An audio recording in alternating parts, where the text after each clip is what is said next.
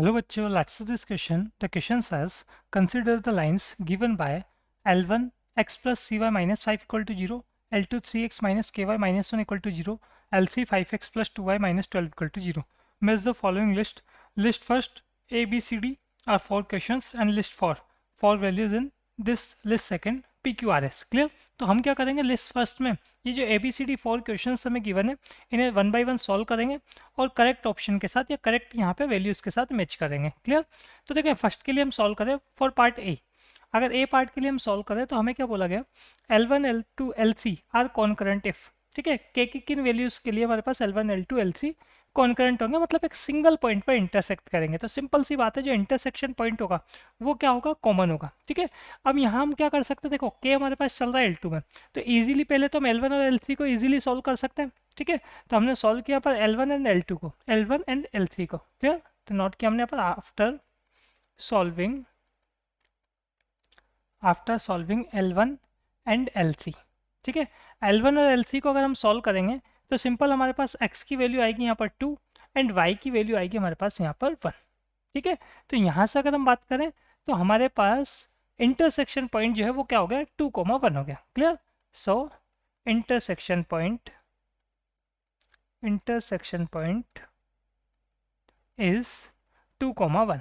ठीक है, अब हमारे पास ये ऑल 3 लाइंस 2,1 पे कॉन्करेंट होगी कब, जब ये पॉइंट सेकेंड लाइन L2 को भी सेटिस्फाई करें। क्लियर? इसका मतलब सिंपल सी बात है, तीनों लाइन हमारे पास एक ही पॉइंट पे जब इंटरसेक्ट करेगी तभी वो पॉइंट क्या होगा, कॉन्करेंट होगा। क्लियर? ये लाइंस कैसी होगी, कॉन्करेंट होगी। तो इसका मतलब 2,1 से हम क्या करते हैं, L2 को सेटिस्फाई कराते हैं। तो हमने नोट किया पर सेटिस्फाई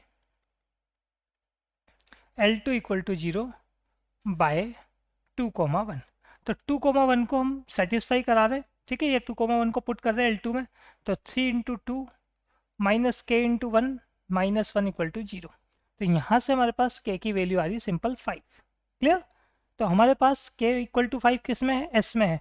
तो ए जो है वो मैच करेगा किससे, एस से। ए मैच करेगा यहाँ पर एस से। ये हमारे पास फर्स्ट आंसर। क्लियर? सेकेंड के लिए बात करें, बी के लिए, one of L1 L2 L3 is parallel to at least one of the other two if. Clear? अब हमें देखना है इनमें से कौन से पैरेलल लाइंस हो सकती हैं। ठीक है, कोई भी एक लाइन दूसरे के पैरेलल कब कब हो सकती है। तो अब देखो L1 और L3 तो इंटरसेक्ट कर ही रही है, तो इसका मतलब L1 और L3 तो पैरेलल हो नहीं सकती हमारे पास। तो L1 L2 पैरेलल हो सकता है और L2 L3 पैरेलल हो सकता है। तो के की किन वैल्यूज़ के लिए होगा वो हम देख लेते हैं। ठीक है, तो यहाँ सिंपल हम बात करें L1 और L2 के लिए, पहले बी पार्ट में L1 and L2 will be parallel। Parallel कब होगी हमारे पास, लाइंस पैरेलल होती है जब उनके x कोफिशिएंट या x के जो कांस्टेंट या x के जो कोफिशिएंट है और y के जो कोफिशिएंट है उनका रेशियो क्या हो, इक्वल हो। तो x के कोफिशिएंट का रेशियो अगर हम देखेंगे तो ये आ रहा है हमारे पास 1/3, y के कोफिशिएंट का रेशियो देखेंगे तो 3/-k। क्लियर? तो यहाँ से अगर मैं सॉल्व करूँगा तो k की वैल्यू आ जाएगी हमारे पास -9। ये तो बात हो गई जब L1 और L2 क्या होंगे हमारे पास, पैरेलल।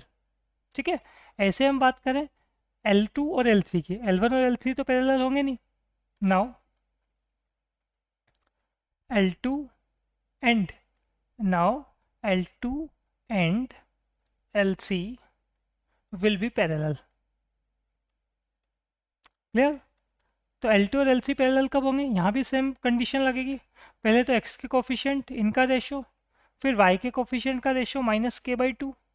क्लियर? इसको अगर हम सॉल्व करेंगे यहाँ पर तो k की वैल्यू आ जाएगी हमारे पास -6/5। क्लियर? तो इन दो वैल्यूज़ के लिए हमारे पास लाइंस के जो पेयर हैं वो पैरेलल हो सकते हैं। तो -6/5 भी हमारे पास है क्यू में। ठीक है, और इसके अलावा हम बात करें -9 भी हमारे पास है पी में। तो बी जो है वो मैच करेगा किससे, पी एंड क्यू से। बी यहाँ पे मैच कर जाएगा पी एंड क्यू से। क्लियर? ये हमारे पास यहाँ पर सेकेंड आंसर। अब बात करें हम सी पार्ट के लिए। सी पार्ट में क्या बोला गया, L1 L2 L3 form a triangle if. अब देखो L1 L2 L3 हमारे पास ट्राइंगल फॉर्म कब करेंगे, के की किन वैल्यूज़ के लिए। तो सिंपल सी बात है, अभी हमने सॉल्व किया था एस पार्ट जो हमारे पास आया था लिस्ट सेकंड में, मतलब के इक्वल टू 5। यहाँ पे तो लाइंस क्या कर रही है, कॉन्करेंट और एक सिंगल पॉइंट पे इंटरसेक्ट कर रही है, तो ट्राइंगल फॉर्म नहीं होगा। ठीक है, इसके अलावा अगर हम बात करें पी और क्यू पे भी हमारे पास लाइंस जो है वो पैरेलल आ रही है। तो अगर टू लाइंस पैरेलल होगी थ्री में से तब भी हमारे पास ट्राइंगल फॉर्म नहीं होगा। तो ट्राइंगल इनके अलावा और कोई भी कंडीशन हो वहाँ पे ट्राइंगल फॉर्म हो सकता है। तो इसका मतलब सिंपल सी बात है, हमारे पास एक ही कंडीशन बचती है आर, के इक्वल टू 5/6। इस पे हमारे पास क्या हो सकता है, ट्राइंगल जो है वो फॉर्म हो सकता है। ठीक है, तो हम नोट कर देते हैं यहाँ पर, since for k equal to 5, k equal to 5 lines are concurrent and for k equal to -6/5 and k equal to -9 pair of lines are parallel। Clear, ये हमारे पास k की कुछ वैल्यूज है जिस पे कॉन्करेंट भी आ रहा है और पैरेलल भी आ रहा है। तो इसके अलावा जितने भी पॉइंट्स हमारे पास होंगे k की और भी कोई वैल्यू हम लेंगे तो वहाँ पे हमारे पास ट्राइंगल जरूर फॉर्म होगा। तो हम बता सकते हैं बस 100। अब k की आप देख सकते हो, a की वैल्यू बच रही है आपके पास ओनली 5/6। क्लियर, तो ईजिली बोल सकते हैं हम यहाँ पे, so k equal to 5/6, k equal to 5/6 lines form a triangle. Clear, तो इसका मतलब सिंपल सी जो है वो मैच कर जाएगा यहाँ पर किसके साथ, आर के साथ। ये हमारे पास थर्ड में आंसर आ गया। ठीक है, थर्ड पार्ट। और डी पार्ट की हम बात करें, डी पार्ट में क्या बोला गया हमें, L1 L2 L3 do not form a triangle if. तो ट्राइंगल कब फॉर्म नहीं होगा, अभी हमने ट्राइंगल फॉर्म होने की कंडीशन देखी कौन सी, जब k 5/6 है, और इसके अलावा जो बाकी की कंडीशन है उस पर ट्राइंगल फॉर्म नहीं होगा। तो बता दें इसे हम यहाँ पे, ट्राइंगल बाकी की जो कंडीशन है आपके पास, ये देखो यहाँ पे पी क्यू आर एस में जो वैल्यूज़ है उनमें से 3 वैल्यूज़ ऐसी है जिनमें ट्राइंगल फॉर्म नहीं हो रहा, तो वही आंसर होगी। और एक कंडीशन में हो रहा है हमारे पास फॉर्म। ठीक है, तो बता सकते हैं हम यहाँ पे, triangle will not form for k equal to -6/5, -9 and 5।